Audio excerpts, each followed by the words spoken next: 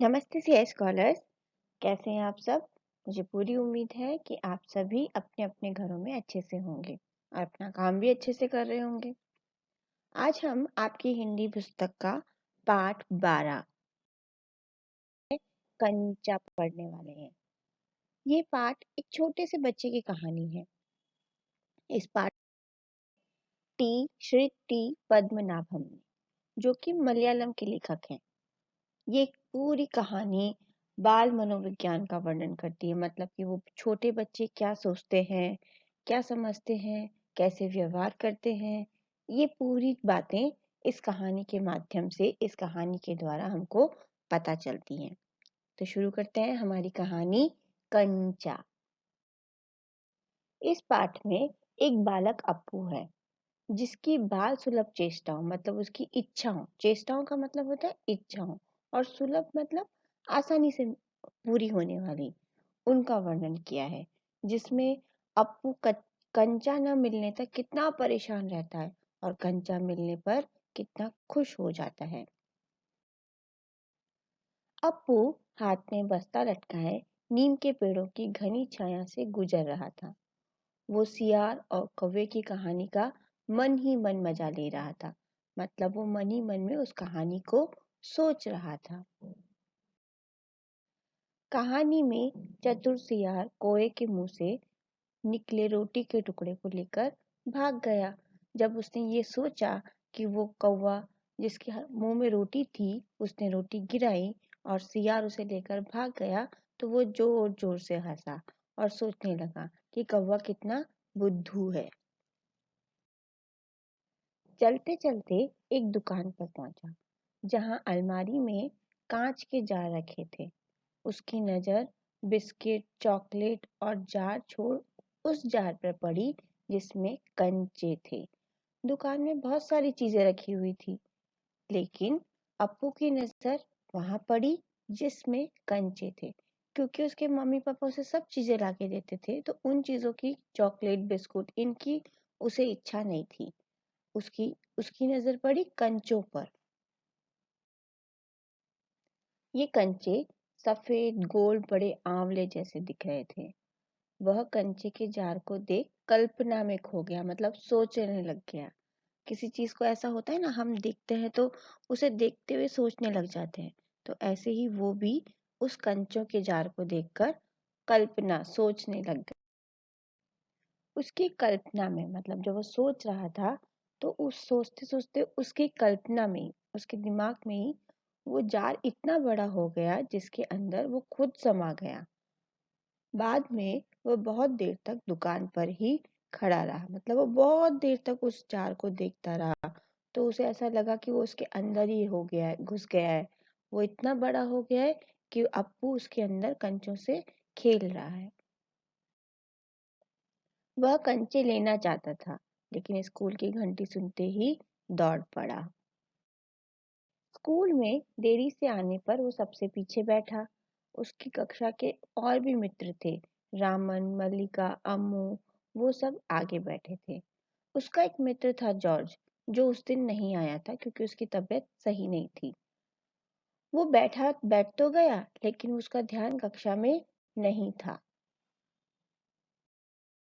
Master जी आए। उन्होंने रेलगाड़ी का पाठ पढ़ाया। मास्टर जी बार बार अपनी बैत बैत होता है एक डंडा छोटा सा, जिसे बैत बोलते हैं, उसको मेज पर मार मार कर रेलगाड़ी के बारे में पूछ रहे थे। लेकिन अप्पू तो कहीं और ही खोया हुआ था। उसके दिमाग में तो अभी भी कंचा ही चल रहा था। उसे तो केवल कंचे वाला लोहे का जार दिख रहा था। वो सोच रहा था कि वो जॉर्ज के आने पर उसके साथ मिलकर खेलेगा, और वो अपने दिमाग में ही सब चीजें सोच रहा था। उसका ध्यान उस चीज पर नहीं था जो मास्टर जी पढ़ा रहे थे। इत्ते में उसे चौक का एक टुकड़ा आके लगा। जब वो बैठा बैठा सोच रहा था, तो एक चौक का टुकड़ा उसे आकर लगा। वो खड़ा हो गया। मास्टर जी उसे डांटने लगे। मास्टर जी उसका चेहरा देखकर समझ गए थे कि उसका ध्यान कहीं और था। उन्होंने अप्पू के पढ़ाए गए पाठ के बारे में पूछा। अप्पू से पूछा कि उन्होंने क्या पढ़ाया। अप्पू का ध्यान तो पढ़ाई में था ही नहीं। अप्पू उनसे डरकर कांपते हुए जवाब देने लगा, क क क क कंचा, क्योंकि उसके दिमाग में वही चल रहा था। ये सुनकर कक्षा में बैठे हुए सब बच्चे सहम गए। उनको लगा कि ये तो हमें मास्टर जी नहीं पढ़ा रहे हैं, और मास्टर जी आग बबूला मतलब बहुत गुस्सा हो गए। अप्पू रोता हुआ बेंच पर चढ़ गया। पड़ोसी कक्षा के टीचर मतलब अध्यापक भी दरवाजे से झांक कर देखने लगे, और सब बच्चे अप्पू का मजाक उड़ाने लगे। अप्पू अब भी कंचों के बारे में सोच रहा था। वो अभी भी यही सोच रहा था कि उसका मित्र जॉर्ज आएगा तो वो उसके साथ उसके कंचों से खेलेगा। वो जॉर्ज के साथ दुकानदार के पास जाएगा। इतने में मास्टर जी का घंटा समाप्त हो गया। घंटा मतलब पीरियड, जो एक पीरियड होता है पूरा वो। और मास्टर जी वहां से चले गए। अप्पू सोच रहा था कि कंचे कैसे लिए जाएं। तभी मास्टर जी ने बच्चों को फीस भरने के लिए कहा। फीस मतलब स्कूल की फीस। सब बच्चे फीस जमा कराने क्लर्क के पास चले गए। जो फीस जमा करते हैं उन्हें क्लर्क बोलते हैं। अप्पू भी बेंच से उतरकर फीस भरने गया। बच्चे एक एक करके फीस भरने लगे। अधिकतर बच्चे फीस दे चुके थे, पर अप्पू अब भी कंचे के बारे में सोच रहा था। उसके मन में अभी भी लकीरों वाले काले गोल कंचे घूम रहे थे। घंटी बजने पर सभी बच्चे कक्षा में आ गए। शाम को फिर वो इधर उधर घूम रहा था। मोड़ पर एक दुकान देखकर वह चला गया। वो शीशे के जार में रखे कंचे देखने लगा। उसने फीस जमा नहीं कराई थी, फीस के पैसे अभी भी उसके पास थे। तो उसने उन फीस में से 1 रुपए 50 पैसे के कंचे खरीद लिए। दुकान वाला पहले तो घबरा गया, लेकिन सोच कर कि बच्चा कई बच्चों के लिए कंचे खरीदने आया होगा। बच्चों उस समय थोड़े मतलब अगर हम पुराने जमाने में जाएं तो 1 रुपए 50 पैसे की भी बहुत ज्यादा कीमत थी, है ना। उसमें भी बहुत सारा सामान आ जाता था। तो जब उसने इतने कंचे खरीदे तो दुकान वाले को थोड़ा ताज्जुब हुआ कि इतने सारे कंचे क्यों खरीद रहा है। तो इसलिए वो घबरा गया था। उसने उसे कंचे दे दिए। दुकानदार ने अप्पू को खूब सारे कंचे दे दिए। कंचे खरीद कर अप्पू बहुत खुश हो गया और घर की ओर चल दिया। वह सोच रहा था कि शायद पूरा जार उसे मिल जाता। रास्ते में उसने कंचों की पोटली खोली तो सारे कंचे बिखर गए, और वो उन्हें चुनने लगा मतलब उठाने लगा। उसने किताबें बाहर निकालकर कंचे बस्ते में डाल दिए। उसने क्या किया, अपने बस्ते की सारी किताबें निकाली, बस्ते मतलब बैग की, और उसमें कंचे डालने लगा। ये देखकर रास्ते में आता हुआ कार वाला भी खुश हुआ। उसे भी अच्छा लग रहा था कंचे देखकर। अप्पू बस्ता पीठ पर लगा और किताबें हाथ में लिए घर आया, और बरामदे में स्लेट कॉपी फेंक अपनी माँ के गले लग गया। उसके बस्ते में इतने सारे कंचे देखकर माँ हैरान हुई। अप्पू ने बताया कि वो फीस के पैसों से कंचे खरीद लाया।